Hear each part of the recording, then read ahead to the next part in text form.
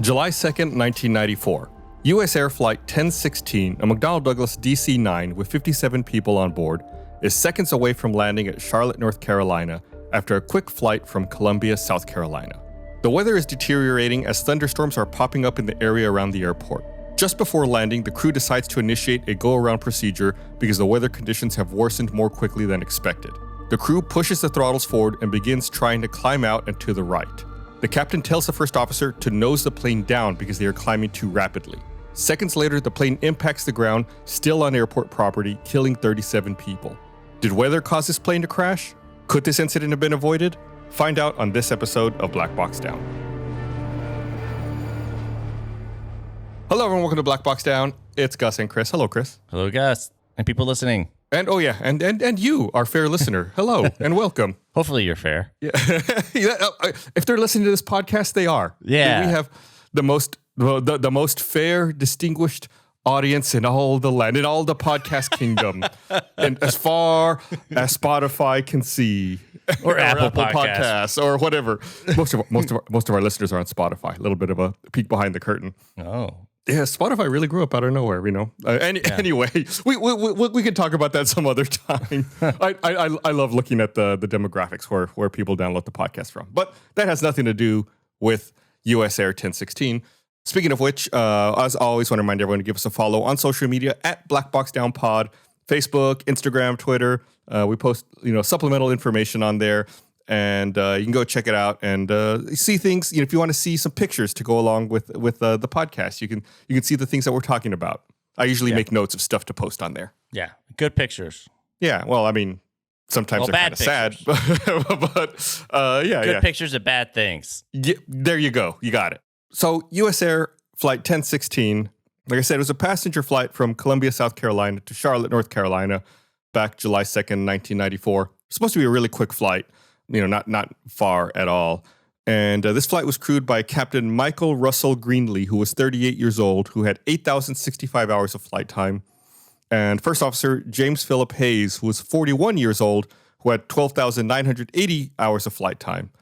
And the airplane used was a 20-year-old McDonnell Douglas DC-9 that had 53,917 hours and 63,147 cycles. There were 3 flight attendants and 52 passengers on board. 52 passengers? Yeah, 52 passengers. So it's a DC-9. It's not like a huge plane, but it's not a tiny plane by any stretch of the imagination. A DC-9, it's not like a small regional plane, but it's not like a huge dual aisle, transoceanic passenger plane either. It'd be used for like domestic flights typically. Okay. So the flight crew was scheduled to fly several legs on the day of the accident. They started their day departing from Pittsburgh at 9:45 in the morning. They flew to New York, Charlotte, and then Columbia. Then after flying back to Charlotte, they're supposed to end their day flying to Memphis. So kind of like, all around that area, just, short flights here and there. And they spent about 40 minutes in Columbia before Flight 1016 departed the gate on schedule at 6:10 p.m. So evening, but summer, so it's still going to be light outside. Mm-hmm. The weather information provided to the flight crew from USAir Dispatch indicated conditions at Charlotte were similar to those encountered when the crew had departed there about an hour ago. So, like we said, they were just there an hour earlier. Yeah. So, weather hadn't changed too much, and it's not that far from where they are. The only noted exception was a report of scattered thunderstorms in the area. The flight to Charlotte was planned to be 35 minutes long, and they took off at 6:23 p.m. 4 minutes after the departure, the crew contacted Charlotte Approach Control and advised they were at 12,000 feet and had the latest weather information. The controller replied telling them to expect runway 18 right and to descend to 10,000 feet. At 6:30, the first officer made a comment saying there was more rain than he thought there would be. The captain then radioed air traffic control and said they were going to deviate 5 degrees to the right of their path for just a little bit, and the controller approved this. At 6:32, the captain commented about rain just off the south edge of the airport. And just so, to kind of set your mental picture, the plane itself is southwest of the airport. They're flying north to get to the airport. So this rain is it's on the way. It's kind of between them and the airport. Okay. A minute later, the captain contacted air traffic control and said, "We're showing a little buildup here. We'd like to go about 5 degrees left." The controller asked how far ahead they were looking. The captain replied saying about 15 miles. The controller then said he was going to turn them before they get there, saying, "I'm going to turn you at about 5 miles northbound," and the captain acknowledged this. So they're all air traffic. Well, I guess in this case, the The pilots are looking at the weather, requesting some small deviations to kind of try to get around the strong cells, and air traffic controls, telling them that they're gonna move them around as well. And so they're coming into the airport, maybe not in the straightest line, but small deviations to get around bad weather. Yeah, and that's normal, right? Yeah, totally normal, totally fine. At 6:34, the controller instructed the flight to fly a heading of 360 degrees, and then instructed them to descend to 6,000 feet. So like I said, they're flying north. If they're going 360, that's, straight north. A minute later, the crew were instructed to turn 10 degrees to the right and descend to 2,300 feet. About this same time, the tower supervisor commented that it was, quote, raining like hell at the south end of the airport. The controller then contacted Flight 1016 again and said, I'll tell you what, they got some rain just south of the field, might be a little bit coming off north. Just expect ILS now. Amend your altitude, maintain 3,000. So telling them, to expect the ILS, so they're not going to do a visual approach. They're going to use an instrument landing, and, telling them to amend their altitude and maintain 3,000. So they were at 2,300. So it's telling them, pop up a little bit, expect the ILS approach. Still nothing out of the ordinary, though. Pop up in case the wind is bad, right? I think I can't speculate on that. They might have to go a little higher just to intercept the glide slope as well. Okay. To come in on the ILS appropriately. I'm not entirely certain why they did that, but yeah, I mean, it could be, give them a little more altitude in case there's wind, hit the glide slope appropriately, come in, on a safe landing. Okay. The crew were then instructed to fly 090 degrees, and when they reached waypoint Sophie, to turn 170 degrees. Let me say that more clearly. To turn to 170 degrees at 3,000 feet and cleared them for a 18 right ILS approach. Okay. They're going 360, going north, and they said to turn to 170. Well, first they were told to fly 90, so make a right turn to fly east, and then they were told to fly 170, so they make another right turn to 170. Okay. So essentially south. So you're right. They did essentially go from flying north to flying south because they're turning back around. They want to hit runway 18. They're flying into the wind. Yeah. So they kind of got to fly past the airport and then fly south in order to line up on the 18 right ILS approach. So as the flight was on their base leg, and the base leg is like when you're perpendicular to the runway right before you turn on your final turn. So it's like right before they turn final, that's called the base leg. Okay. So they're on their base leg. They made visual contact with the airport, and the captain made a comment saying, looks like it's sitting right on and it's kind of inaudible.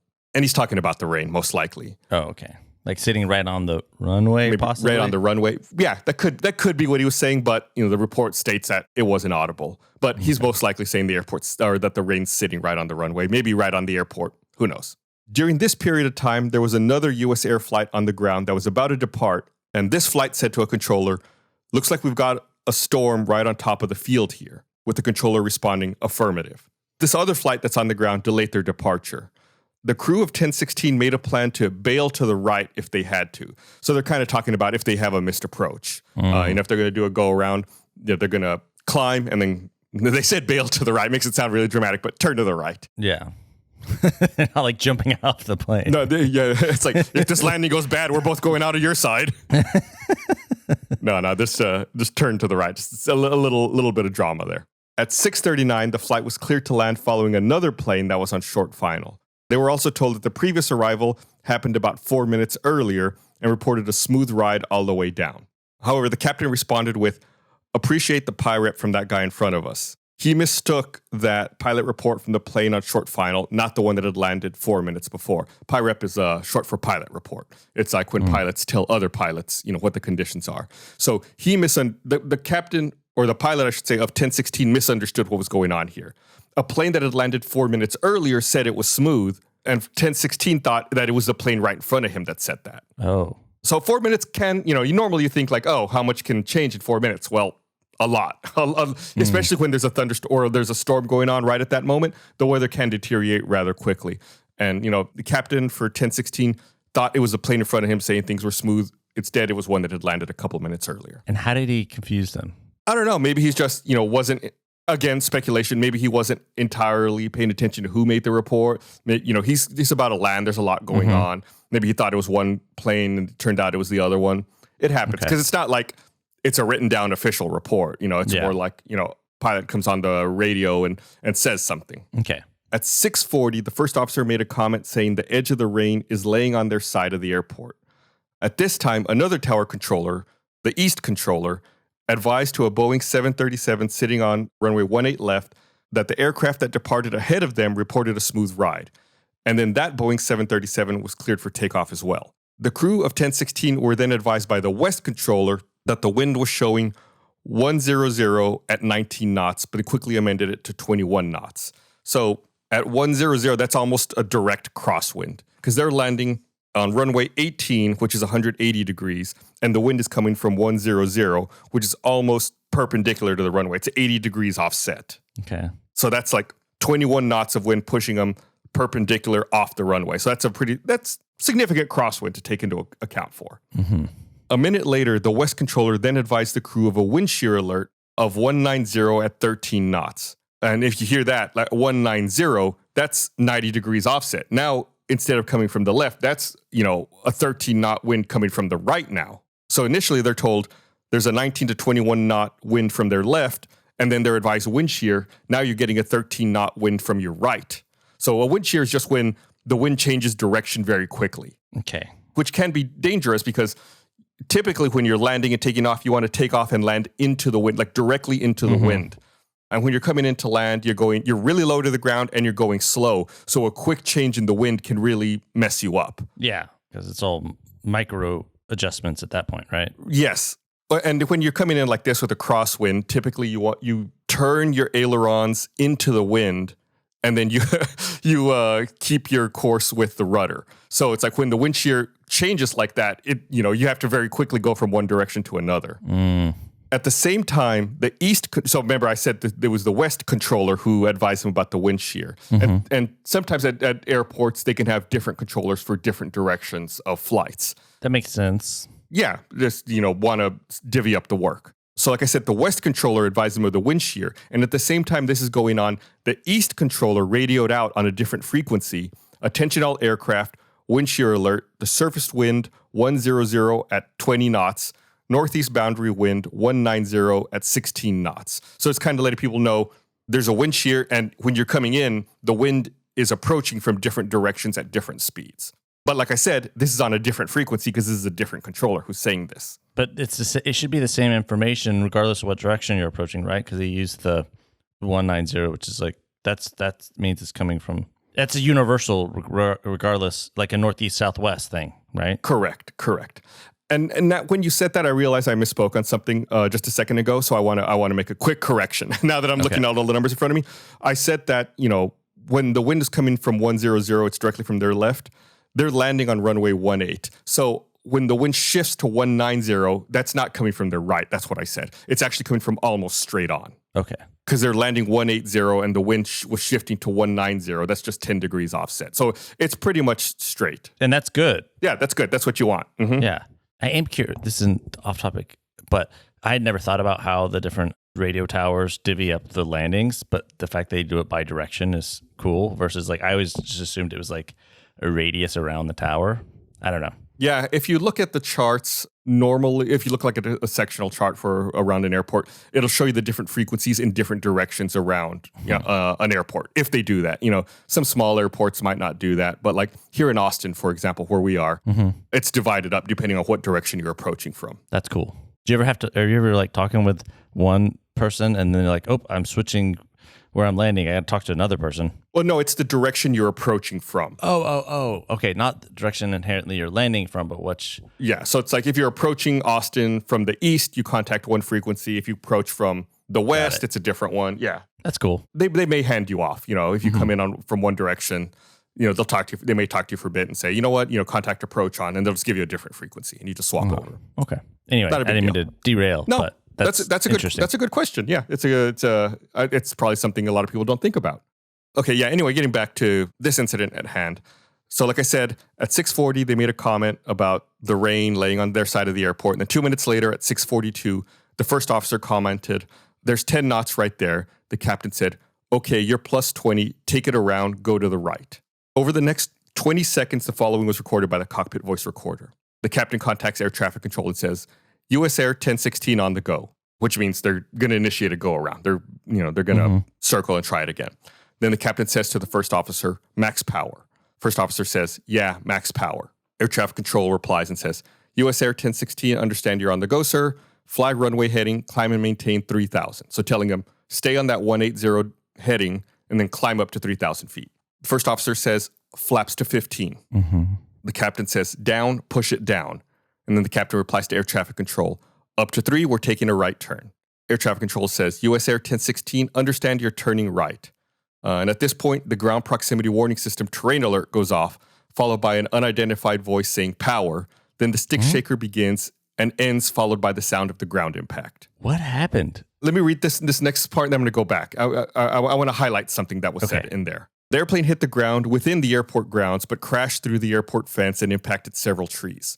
It then started to break apart into 4 major sections while skidding down a residential street, damaging power and telephone lines, a car, and a house. Dang. A post-crash fire also ignited. 37 passengers were killed in the accident, and there were 16 serious injuries and 4 minor injuries. So going over what, this exchange, the cockpit voice recorder exchange, there's one thing that stands out that's really strange. They decide they're going to do a go around. They decide, they're going to climb and go to the right. The question you should be asking at this point when, looking at this exchange is, why did the captain say down, push it down? Like, they're already really low to the ground. Why is he trying to push the stick down? They're trying to climb out. Yeah. Were they stalling? So I don't want to spoil it yet. We're going to get into it, but that's the puzzling one right there. That's the big question mark. So we're going to talk about what's going on there. You teased, Gus. Well, I'm just like I know. To highlight like when you hear something like where the unusual part of the conversation is. For most of us, learning a second language in high school or college wasn't exactly a high point in our academic careers. I know just about everyone took a class of some kind in high school and they have no proficiency. They don't remember anything about it. It's difficult to do. Maybe you're not as invested when you're younger. I took Latin. I don't know why I did that. And I can't remember anything about Latin. I can conjugate a verb, maybe. Well, anyway, now thanks to Babbel, the language learning app that sold more than 10 million subscriptions, there's an addictively fun and easy way to learn a new language. Whether you'll be traveling abroad, connecting in a deeper way with family, or you just have some free time, Babbel teaches bite-sized language lessons you'll actually use in the real world. I grew up speaking Spanish at home, never, took like formal lessons or anything. So I decided to start like trying to relearn things using Babbel, like learn things the correct way, actually structured. And it's been amazing. Like things that I've been saying for years, I realized, oh, I'm wrong. So it's been really handy to correct bad habits that I've learned. Babbel's 15-minute lessons make it the perfect way to learn a new language on the go. Other language learning apps use AI for their lessons plans, but Babbel lessons were created by over 100 language experts. Their teaching methods have been scientifically proven to be effective. With Babbel, you can choose from 14 different languages, including Spanish, French, Italian, German. Plus, Babbel's speech recognition technology helps you to improve your pronunciation and accent. There's so many ways to learn with Babbel. In addition to the lessons, you can access podcasts, games, videos, stories, even live classes. Plus, it comes with a 20-day money-back guarantee. So start your new language learning journey today with Babbel. Right now, when you purchase a 3-month Babbel subscription, you'll get an additional 3 months for free. That's 6 months for the price of just 3. Go to Babbel.com, use promo code BlackBoxDown. That's BABBEL.com, code BlackBoxDown. Babbel, language for life. Did you know 90% of coffee from the grocery store is actually stale? Yeah, you heard that right. The coffee you think you love needs an upgrade. Instead of rebuying the same old, let Trade Coffee send you something freshly roasted that you're literally guaranteed to love. Trade sells the freshest roasted and ethically sourced beans from America's best independent roasters. They ship free to you as often as you like, whole or ground. Whether you're a coffee nerd or you just want a better daily cup, Trade's coffee experts taste test over 400 roasts and use technology to match you to your ideal coffee based on your preferences and brewing method. Take a coffee quiz to get started. Trade Coffee guarantees you'll love your first bag or they'll replace it for free. Trade has been featured by the New York Times, Wired, GQ, and has delivered over 5 million bags of coffee. Subscription is no hassle. You can skip shipments, change your frequency, cancel anytime. I took the coffee quiz myself, and it's really short, and it just asks you a couple of basic questions about the way you drink coffee, what your preferences are, and they'll match you with a specific roast, send it to you. I loved it. It's absolutely amazing. For me, I use a little espresso machine, so they made sure they sent me the right kind. I don't have a grinder. I know. So they sent me pre-ground stuff. Amazing. It tastes great. Way better than buying it at the store. For our listeners right now, Trade Coffee is offering a total of $20 off your first 3 bags when you go to drinktrade.com/blackboxdown. To get started, take their quiz at drinktrade.com/blackboxdown. Start your journey to the perfect cup. That's drinktrade.com/blackboxdown for $20 off your first 3 bags. You're about to hear a preview of The Jordan Harbinger Show with an investigative journalist that uncovers how a fraudster siphoned off billions of dollars. Jolo was a kid from an island called Penang. He was sent by his father to Harrow in the UK. And then he went to Wharton in America. It was almost like a family con that was going on here. From a very young age, they wanted their son to network. Very, very, very skilled networker. His childhood friend is a son of this character called Najib Razak. And Najib Razak becomes Prime Minister of Malaysia. And it sets him up as this sort of eminence grise or a Svengali type figure behind the Prime Minister. He just took all the money out of a sovereign wealth fund overnight. We think he stole at least $6 billion, but Jolo was an imposter. People still question, who was this guy? Where did he come from? Why is he splashing all this money around? To get a deep dive into the shadowy world of corruption, money laundering, and embezzling by the shadiest shysters among the elite, check out episode 602 of The Jordan Harbinger Show. So in post-accident interviews, several passengers said they felt the flight get bumpy due to the storm. Mm-hmm. One passenger said the weather was pouring down, super rainy and turbulent, and that they hit an air pocket and dropped like riding on a roller coaster. Oh. He then heard the engines rev up before the plane began to climb, and that he saw the trees before the ground impact. Another passenger, who was a military air traffic controller, said he saw the runway at a 45-degree angle to his position on the left side of the airplane. The flight attendant said they sensed something was wrong when they felt the airplane pitch upward for the go-around and then felt the airplane sinking. The investigation into this incident was carried out by the NTSB. They determined that the crew unknowingly entered into a microburst. Oh, microburst. Yeah, we've talked about microbursts before. I think we even posted one on social media a couple months ago. I'll see if I can find another example of a microburst and post it again. But a microburst is just essentially, think about like a column of air or a column of wind coming from the sky straight down to the ground. And then when it hits the ground, it kind of like fans out. So if you fly into a microburst, you first experience a headwind. It kind of pops you up. Then there's a downdraft that pushes the plane down. And then there's a tailwind, which can be really dangerous because that decreases your airspeed. And this microburst, of course, was the result of convective activity that was centered near the east side of runway 18 right. Like we said, there was this storm that was going on. Mm-hmm. And that also explains why these wind shears were happening at the same time, because with the microburst, the winds are going to be changing directions quite a bit. This microburst was determined to be a little more than 2 miles in diameter and capable of producing a rainfall rate of 10 inches per hour. The total wind change near the ground was determined to be about 75 knots.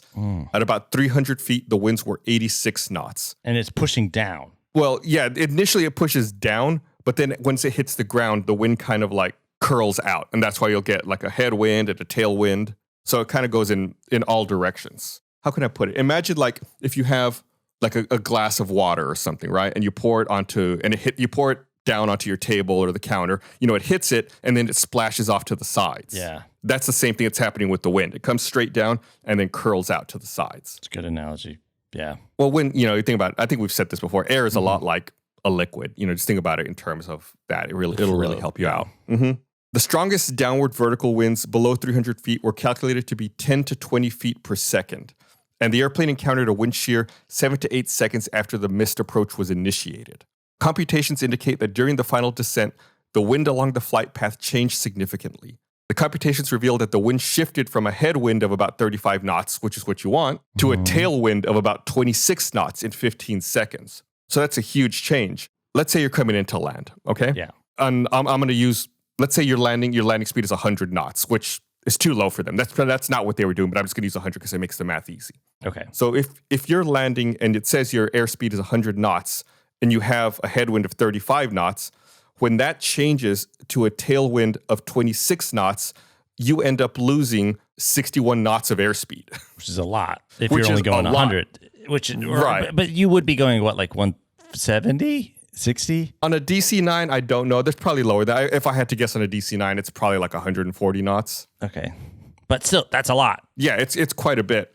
So yeah, the landing speed of a DC-9 is about 130 knots. So, if you lose 61 knots on that, then you're down to like 79 knots pretty quickly, which is too slow. So the vertical velocity component of the wind field was also examined. It was determined that the vertical wind velocity increased from about 10 feet per second down to 25 feet per second down. and increased further to 30 feet per second down as the airplane attained its maximum altitude and transitioned into a descent. So the air shift or the wind shifts from a headwind to a tailwind, and then on top of that, it's also pushing down on them. When it switches from a headwind to a tailwind, it's robbing them of lift on the wings, and then on top of that, it's blowing straight down on them too. So they're losing lift and getting blown down into the ground. Yeah. Terrible combination, especially when you're that low to the ground. You have no altitude you can trade off. Mm-hmm. God, I read that, when they were examining this microburst to see, how severe it was, after the fact, they can go over all the data. It's hard to determine this stuff in the moment, especially back in 1994. They really didn't have as advanced of radar as we have now, as advanced capabilities. But when, they compiled all the data in researching this incident, the researchers realized that this was in the top 1% of all microbursts that had been recorded. It was bad. Dang. And they're already rare, right? It's it's already very uncommon. And this was just such a severe incident that it was really difficult to fight. So the NTSB believes that a combination of air traffic control procedures and a breakdown in communications within the Charlotte Tower prevented the flight crew from being provided critical information about adverse weather that developed over the airport. If the flight crew had been provided information regarding the severe weather in the terminal area, they might have abandoned the approach sooner or might not have even initiated the approach. Mm-hmm. The Charlotte approach controller did not provide the pilots with critical information about precipitation that was identified and depicted on the radar. The precipitation was at a level 3 intensity, which the National Weather Service classifies as heavy precipitation. And the controller simply advised that they may get some rain just south of the field. And this is not what was depicted and was not proper phraseology that should have been used. And he thought that the report from that other pilot, he was like, oh, it doesn't seem that bad. And that was the pilot who was coming into land. And like we've talked about before, these microbursts can develop very quickly and then dissipate very quickly. Mm-hmm. So, before when I said, 4 minutes doesn't seem that bad, but a lot can change. Well, yeah, and then we see what can change here. One plane comes in and lands fine, then a microburst occurs, and 4 minutes later, another plane can't land. Yeah. The manager of the Advanced Systems branch of the FAA's Air Traffic Division stated that the controllers in general are absolutely not taught to interpret information detected by the radar. Mm-hmm. Also, the Air Traffic Controller Handbook states, issue pertinent information on observed, reported weather, or chaff areas. But different controllers might have different ideas on what pertinent information means. So there's a little bit of ambiguity there. Like, what is their responsibility to say it? How do you interpret this? So they're just trying to emphasize the fact that while the report does put blame on the air traffic controller, the air traffic division says, well, it really might not have been their responsibility. Okay. When the flight was 7.5 miles from the runway, the local West controller and a departing USAir Flight had a conversation about the weather being right on top of the airport. And the local West controller did not relay this information to the crew of Flight 1016 because the weather was not impacting runway 18 right, and another airplane had circled from runway 23 and landed on runway 18 right in front of USAir 1016. While this may be the controller exercising his discretion not to disseminate weather information, the NTSB believes it would have been prudent for the controller to issue the information regarding deteriorating weather conditions to the crew. So again, they're like, the controller says, another plane circled and landed just in front of them. Maybe, he felt he didn't have to relay the rest of this information, but the NTSB is saying it probably would have been a good idea to do that anyway. Yeah. Also, the NTSB determined that the wind shear alert to Flight 1016 was not done in a timely manner. The alert went off for the local east, local west, and ground controllers at 6:40 when the plane was 4.5 miles away. Transcripts show that the ground controller was aware of this. However, this information was not relayed to the crew of 1016 as required by the Air Traffic Controller Handbook. The NTSB also concluded that the local West controller should have recognized the rapidly deteriorating weather conditions since he stated he could not see the approach end of runway 18 right since visibility was reduced from 6 miles to 1 mile. According to the handbook, he's supposed to alert flight crews of visibility of 1 mile or less, but he did not. Also, the weather information for the airport had updated during the approach, but it was not broadcasting yet, and the crew were not informed of the new weather update.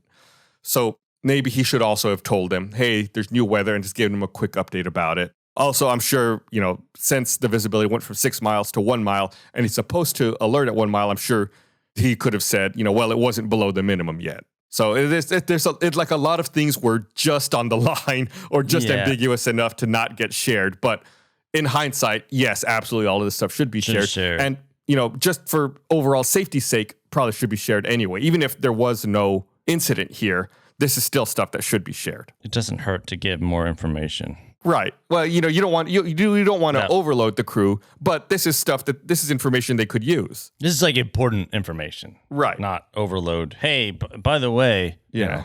Where are you going to go eat dinner later? Stuff like that. I was going to say, like, what about the baseball? But I don't know anything about sports, so I couldn't come up with a good small talk. That's okay, Chris. They're in North Carolina. They probably be talking about college basketball. Oh, yeah, you don't know about that either. Yeah, okay. So the NTSB believes that based on the weather conditions and their adverse effect on aircraft performance, the flight crew should have completely avoided the convective activity. However, because they did not abandon the approach earlier, the performance of the airplane during the wind shear encounter was analyzed to determine if it was capable of successfully flying through the wind shear encounter, assuming optimum pilot technique. Simulations revealed that the airplane could have escaped the wind shear encounter if several crew actions had been performed. Ooh, so it was possible. Possible. But again, they're saying like optimum pilot technique. So knowing and reacting instantly versus like what's going on, versus even taking a couple of seconds to analyze and react. First, the power was advanced by the first officer to an EPR setting of about 1.82. However, the captain did not trim to the target EPR of 1.93. So again, just like slightly inoptimal. That's kind of hard to digest. So I guess they're saying like the trim settings and the throttle could have been advanced a little more optimally to get the best climb and the best lift out of the wings. Second, the flight data recorder indicated a positive rate of climb had been established. However, the landing gear was not retracted.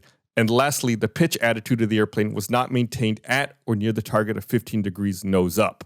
And of course, we know like when the landing gear's down, it increases drag. So that kind of like robs you of some lift. Lowering the nose to 5 degrees below the horizon was the most significant factor that prevented the escape. Remember, I commented that he said down, push it down.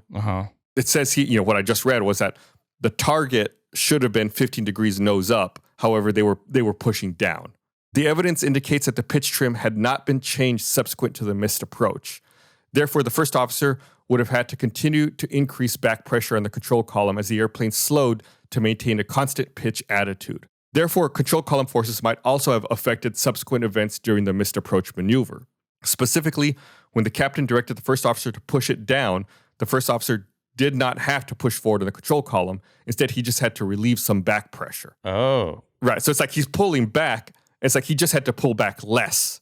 Yeah, not actually push it down. Right. So when the captain instructed the first officer to push it down, the pitch attitude transitioned from 15 degrees nose up to 5 degrees nose down over 7 seconds. So instead of, being nose up to climb, they ended up going nose down, over this course of 7 seconds. The captain testified he was not disoriented in this moment, but nevertheless... So he was okay. They were the captain and the first officer both survived the incident. Okay. The captain testified he was not disoriented in this moment, but nevertheless, the NTSB believes that since neither crew member reported seeing the airspeed decreasing prior to the command, the captain might have been adversely affected by sensory illusion, which could have prompted his ordering to lower the nose to correct perceived excessive nose-high sensation.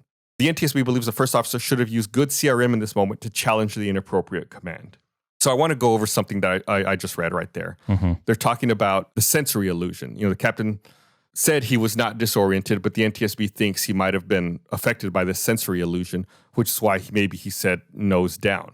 There's this sensation, this illusion that can affect you. It's called a somatographic illusion, and it can cause a pilot or cause a person to think that they're in like a nose up or a pitch up sensation when they really aren't. And I'm going to try to explain it a little bit again. Think about, I'm going to use a glass of water again as an analogy. Think about a glass of water, right? All right. And let's say you put a glass of water down on your kitchen counter. And then let's say it's like half full or half empty, right? And then you push it down the cap. We'll say it's half full. We're positive here. Then let's say you like slide it down the counter. You know how when you push that glass, the liquid like shifts and goes like in the backwards direction or, because that's where it was. And then when it stops, it returns to level. If you think about it, if you picked up that glass and you tilted it, you could also get the liquid to move back in that same motion, right? You understand what I'm saying? Yeah. Like, when you shove it or when you push it down the counter, it kind of moves backwards against the back edge of the glass. Yeah. But if you were to pick it up and kind of like tip it, you could also make it, go like you were taking a drink, how it goes up to one side. The same thing happens in your inner ear. There's fluid in your inner ear. Oh. So if you think about it, it's like if you look up the fluid in your inner ear moves back. It's like tilting the glass. But also, the same thing can happen if you're in a car or in a plane and you start accelerating very quickly. That fluid moves back and your inner ear thinks that maybe you're looking up. So what the NTSB is saying here is that maybe because they started accelerating, the captain thought that they were pitching up too far. And that's why he said nose down. But in reality, they weren't pitching up too far. They were pitching up the appropriate amount. Here's the ear juice. Right. The ear juice is not reliable. Because if you think about it, like all of our senses, everything that, we use to perceive the world, we never evolved in airplanes. Yeah, like they're made for being on the ground. Right, we're made for being on the ground at relatively slow speeds. Like that kind of rapid acceleration doesn't make sense to our inner ear. We don't know how to perceive it. So that's what the NTSB is saying. It could be that because of the acceleration, the captain thought they were pitching up too quickly when in reality they weren't. It was just acceleration acting on the inner ear juice. Anyway, I thought that was kind of like a cool illusion to think about. Yeah, and scary. Scary, yeah. That's why, when you're flying like this, or in this case, with poor visibility and not being able to see very well, you got to look at the instruments to verify what's going on. Yeah, you can't trust your senses so much. Yeah, even like I'm working on getting my pilot's license. Even doing like some training, sometimes you have to wear like goggles that obscure your vision, so you only look at your instruments. Or if you're flying through a cloud as part of that instrument training. I've had it happen where I think, oh my God, we're pitching up way too much, and then I look at the instruments like, oh no, we're even, or we're level, or we're even going down a little bit. That's scary. It's really crazy. Anyway, back to USAir 1016. Based on the information that was available to the flight crew, it was evident that they did not immediately recognize the microburst encounter, and they did not initiate immediate corrective actions. They initiated the approach into an area of convective activity that, based on information from other sources, was not considered to be threatening. The crew's decision to continue the approach, even though the weather conditions were rapidly deteriorating, might have been influenced by the lack of significant weather information or reported information that led the crew to believe the weather conditions still did not pose a threat to the completion of the flight. On top of that, the airplane has a wind shear alert system on board, but the software was inadequate and was not able to warn the crew early enough for them to make a better go-around decision. It turns out that the software logic delayed warnings while flaps were in transition. So there was, it's just like a bug in the software where if the flaps were changing from one setting to another, the wind shear alerts were delayed. That's an important bug, right? Yeah. That's a big problem. Again, and I know this, like a lot of this stuff sounds scary, but the wind shear alerts, even the weather radar, everything on modern planes is way better now. Like this kind of stuff shouldn't happen anymore. We have a lot more technology on planes. We have a lot more technology on the ground. Alerts are received a lot earlier, I should say. So this kind of thing doesn't happen anymore. And, we found out these kinds of bugs in software, and they've been rectified since then. So, of course, there were some findings as a result of this incident. And there was no evidence of a mechanical malfunction or failure of the airplane structure, flight control systems, or power plants that would have contributed to this accident. So just saying the plane was fine. Everything with the plane hardware was absolutely working. The crew of Flight 1016 was not provided the updated weather information broadcast in the ATIS Information Zulu as requested by the ATC handbook. The weather information reflected thunderstorms and rain shower activity. So like I said, when they were coming in on their approach, the weather information had updated and they just weren't told and they weren't given the updated weather information. The terminal Doppler weather radar had not been installed at Charlotte Douglas International Airport as scheduled. The accuracy of the terminal Doppler weather radar would have provided the controllers with definitive information about the severity of the weather, and the timely issuance of that information would have been beneficial to the crew of Flight 1016. And Doppler radar is in a lot more airports nowadays. This is the time it was rolling out, and it just hadn't been installed yet at this airport. Well, I think we talked about Doppler weather radar before when we did that flight in Dallas. And and Doppler is like basically the thing that really helps you figure out if there's going to be a microburst. Yeah, and it really helps with microburst and wind shear detection. Inadequate controller procedures and a breakdown in communication in the Charlotte Air Traffic Control Tower prevented the crew of Flight 1016 from receiving additional critical information about adverse weather conditions over the airport and along the approach path to the runway. The flight crew's decision to continue the approach into an area of adverse weather may have been influenced by weather information from the crews of preceding flights that had flown the flight path to runway 18 right previously. Like I said, even 4 minutes before, the flight that landed said, oh yeah, smooth landing, no problem. But, this microburst popped up real quick. and change those conditions.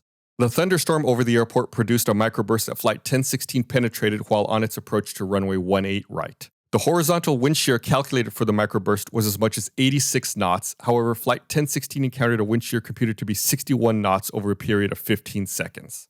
An inadequate computer software design in the airplane's onboard wind shear detection system prevented the flight crew from receiving a more timely wind shear alert. That's what we talked about. There was that bug in the software.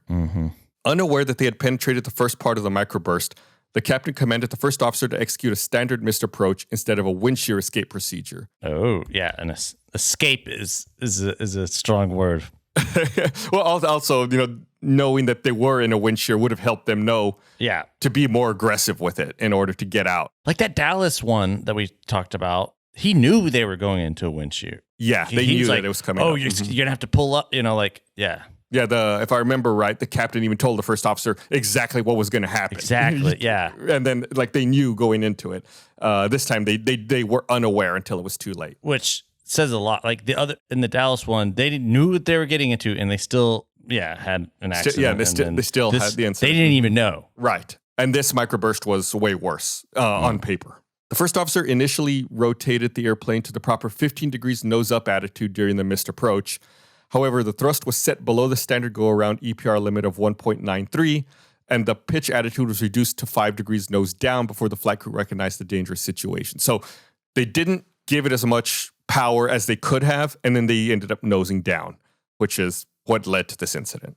According to the performance simulations, the airplane could have overcome the wind shear encounter if the pitch attitude of 15 degrees nose up had been maintained and the thrust had been set to 1.93 and the landing gear had been retracted on schedule. So again, if they had given it the appropriate power, if they retracted their gear and maintained 15 degrees nose up, this wouldn't have been an issue. Yeah.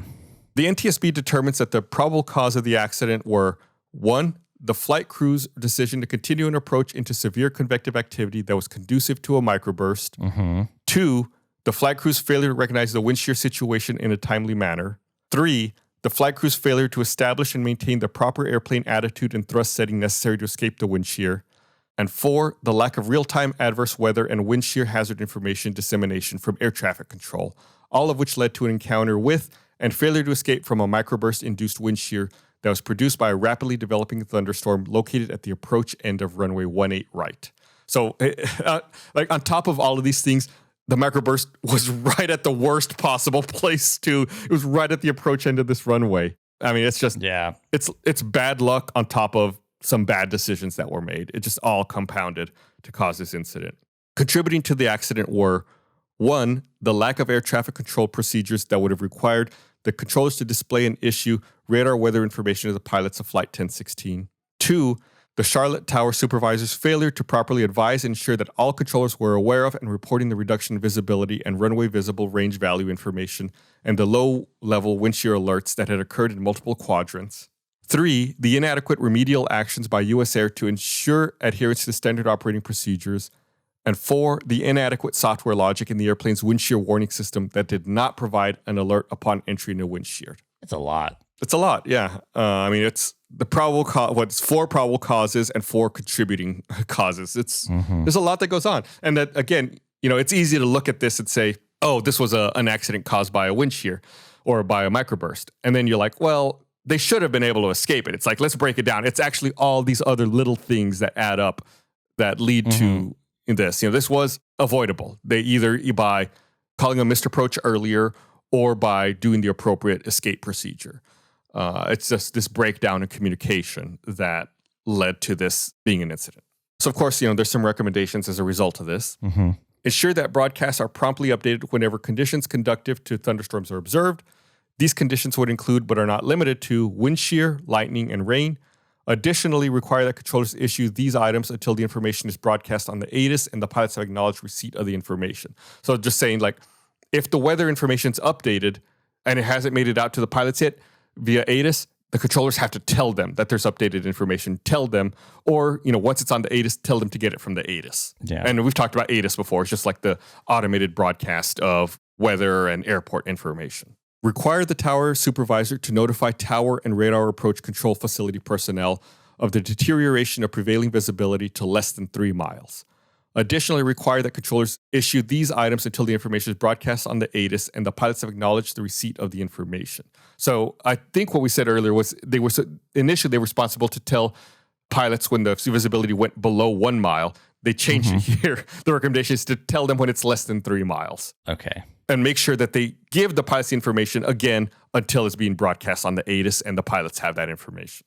Re-emphasize in pilot training and flight checking the cues available for identifying convective activity and recognize associated microburst wind shears, and provide additional guidance to pilots on operational decisions involving flight into terminal areas where convective activity is present. Again, just identify these things and give the information more promptly. Issue a flight standards information bulletin to operators of aircraft equipped with a Honeywell standard wind shear system to assure that flight crew members of those airplanes are advised of the current limitations of the system that delays wind shear warnings to flight crew members when flaps are in transition. So this is like, let people know who are using this, that there's a bug, that when their flaps are moving, they may get a delay in their wind shear alerts. Yeah. And then the last one here, conduct a review of the certification of the Honeywell standard wind shear system with emphasis on performance while the flaps are in transition, and require that the system be modified to ensure prompt warning activation under those circumstances. So they went ahead, of course, and reviewed that system and performed updates on it to make sure that this was not a software bug that would occur again. That's good. Yeah, they fixed software. Yeah, of course, like fix the issues that pop up. You know, like we mentioned, this is the second incident that we've talked about with microbursts. And I feel like these can be, for our listeners, these can be the scariest ones to listen to, right? Because it seems like, what can you do about it? It's just the wind changes rapidly. You know, pilots in this case, they might not know that there's a wind shear and you're low to the ground, and like we said, this is the second time it's led to a crash with fatalities. So I feel it's important to emphasize that there have been no wind shear accidents in the United States since this one. Oh, wow. As far as like dealing with like passenger planes and commercial aviation. So it's been almost 28 years now. That is the result of the things that we talked about in that previous episode and in this one. Doppler radar, being able to do a better job predicting wind shears, better systems on planes that can see and alert pilots to these types of incidents. The industry really took aggressive steps to try to prevent these accidents, and it's been very successful. You shouldn't have to worry about this anymore when you're flying on a passenger plane. So, if you're ever on a plane and, you're coming in to land and you have to, do a go around to come in for a second landing, you can rest assured knowing that while it may be a little inconvenient, it was probably for the best safety wise. Yeah. Have you ever been on a go around or like a missed approach on any flight you've been on? I'm sure I have, but previously to doing this podcast, I didn't pay attention. You never thought about it? Yeah. I'd be like, I'd probably be like asleep or, reading or something. Yeah, well, hopefully no one who listens ever gets annoyed or mad at the crew for making a go around and having to do another approach, because chances are it was for the best overall safety wise. Yeah. So like we mentioned earlier, both the pilots actually survived this incident. And I'm surprised you didn't ask this question. Lots of times you ask what happened to the pilots after an incident. Well, I probably was going to, but I was kind of like waiting to see, you probably preempted me there, but go ahead. Oh, I cut you off? Well, I just hadn't gotten there yet. You hadn't gotten there. Okay. Both of these pilots actually continued flying. And, USAir became US Airways, which then got, absorbed into American Airlines. So they became American Airlines pilots after the merger in 2013. I don't know if they're still flying today. I couldn't answer that. This was so long ago. They might have retired by now. This was 94. That was 28 years ago. They are most likely retired because they would be, at this point, they'd be 66 and 69 years old. Yeah, so they'd be, they're probably retired at this point. But that's it. That's USAir Flight 1016. Just another one of those crazy incidents that, with better information dissemination, this incident most likely could have been entirely avoided. And now it would be. And yeah, now, this absolutely, even if an air traffic controller didn't tell a pilot, the onboard systems and the onboard radar would, definitely alert about these types of problems to avoid. All right, well, that's it for this episode. We'll be back again next week with another episode of Black Box Down for you. Yeah, and be sure to tell one friend about this podcast. I was going to say that. It's been a while since we've asked people to tell a friend. Yeah, if you know anyone who might be interested, I mean, podcasts really, really thrive on word of mouth. So if you could tell a friend, either maybe post something on social media or share a little clip, we'd really appreciate it. If you're listening, you can, if you hit the little ... little 3 ellipses, but vertically, you can do that and it'll hit share. And you can do that and that'll actually directly share it to social media. Just a little make it easy tip. A little social media pro tip from Chris. All right. Well, thanks for listening, everybody. We'll be back in next week.